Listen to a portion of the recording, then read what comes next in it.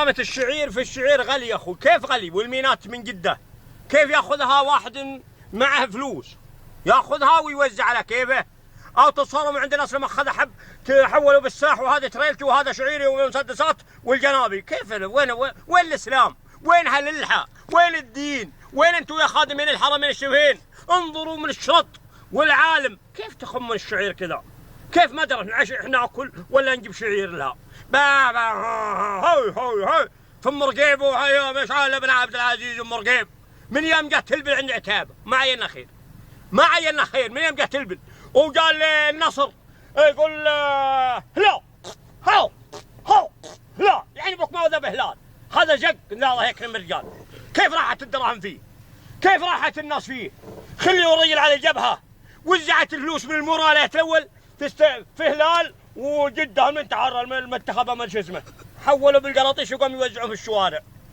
منهم سلطان بن عبد العزيز ولا بقول في سيدي شيء. سيدي اللي حملها من تبوك لا الاردن لا الشمال متقطع تدانا. حنا الحرس حنا يا سائل عنا بجاتنا الشرط وين يبو جعابه حنا وراك يا شرطي. قال نحررها لك بنعطيك اياها خيطم.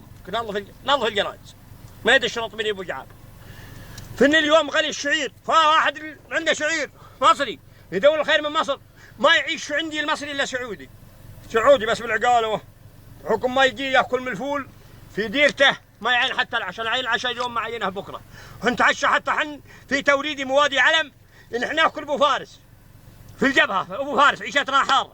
جيت منين؟ جيت من فرنسا. وين راحت المفطحات والمعقلات يا مولمير يا مسدس بابا شيخ صدر الله شيخ.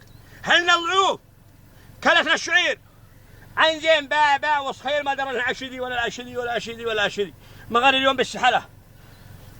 صب لي شوي ماء اسكن يلا اسكن ماك ماني مسكيك اقرا يا حرامي من هو ذاك هذا يشحد يطلعوا مع الباب وتوبه منه ويقولوا من سعود وهو فيه.